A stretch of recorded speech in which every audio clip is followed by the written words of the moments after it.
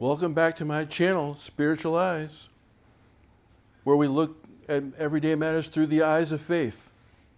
The last time I spoke to you, I was talking about how I finally understand my grandfather, what he went through when he had tribulation. Because now I'm elderly too, and I've suffered strokes just like him. I know how it feels. I want to continue kind of on that and talk a little bit about my grandfather and why it was so difficult for me to see him decline in his health. When I used to visit my grandfather on the farm in Kansas, it was better than Boy Scouts because everything that I ate was alive almost 10 minutes before I ate it.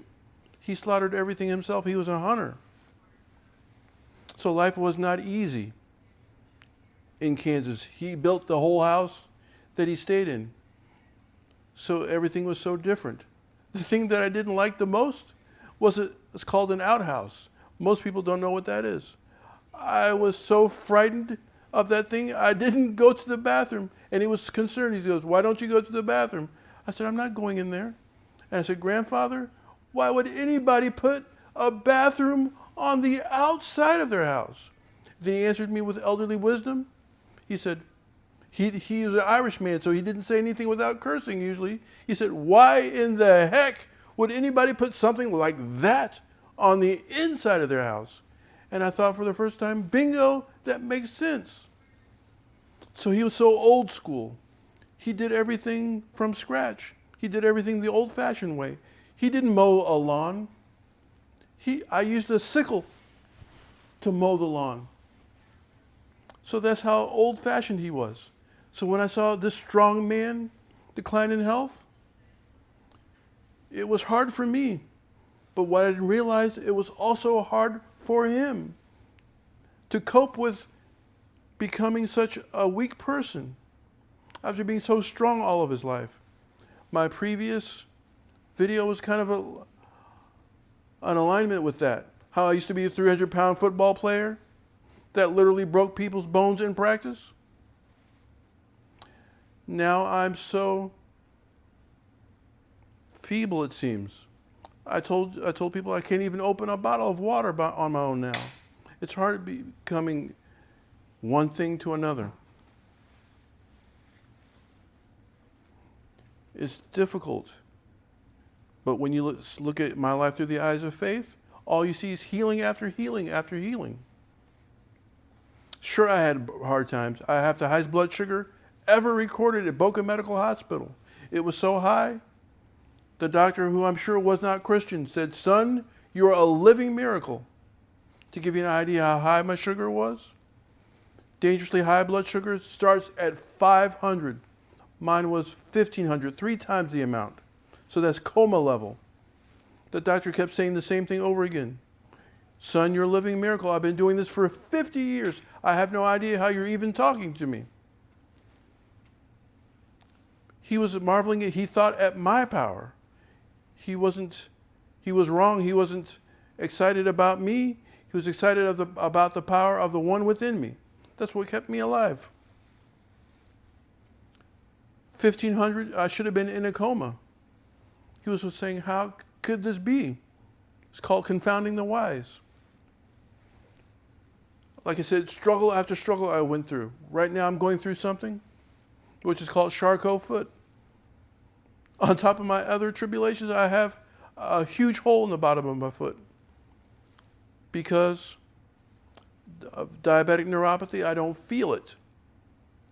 So Charcot foot is when all the bones in your foot fracture. But you continue walking and walking because you can't feel the pain. The podiatrist said people usually end up with their leg amputated when they have this disease. That even depressed me more. But he told me I could not walk on my foot because I can't feel the pain, the damage that I'm doing. So he told me it would take a year for my bone to heal. I was supposed to walk for a year. But what really happened, it was after a few months, my bones healed. I was able not to use the scooter around the house. So that's a blessing. Because I have I'm diabetic. I don't heal as fast as other people. And because I'm a kidney transplant person, I take these pills called anti-rejection pills. They're immunodepressant pills. That means, that's just a fancy word, that means it slows down your immune system. Because if your immune system ever woke up and learned this new kidney that you have wasn't there when you were born, it would attack it like a germ and I would lose my kidney. So I have to take these pills that make me susceptible from everything to a sneeze to a cough. It could be deadly for me. This is why I don't heal well.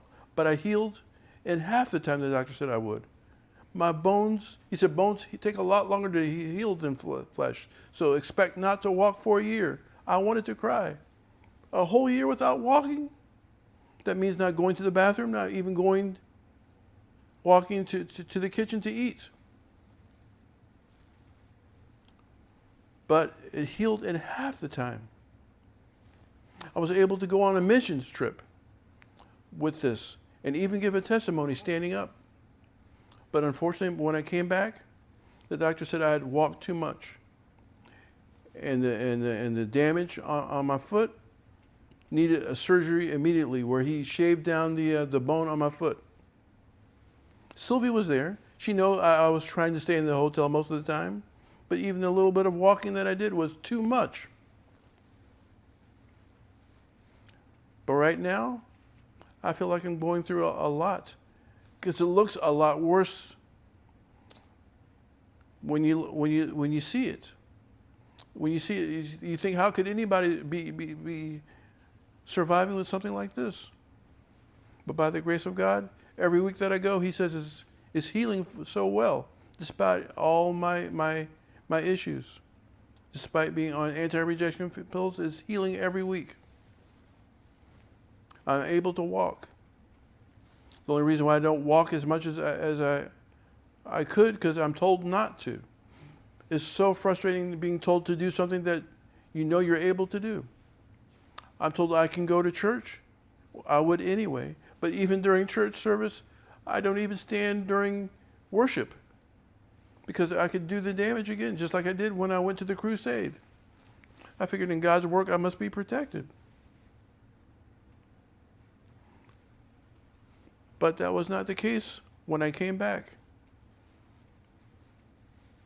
God's healed me from so much. So I guess you can't say it's biblical faith that I have, because faith is the substance of things hoped for, but evidence not seen. And I've seen so much evidence, time and time again. With my kidney in 3 days, which anybody knows doesn't happen to anybody. With my high blood sugar, not going into a coma. So I've seen evidence. You have too. In the Bible. Because the Bible tells us time after time, miracle after miracle. So if God is the same yesterday, today, and tomorrow, we have evidence. We all have evidence. So maybe we don't have biblical faith. We do have faith based on what was done before.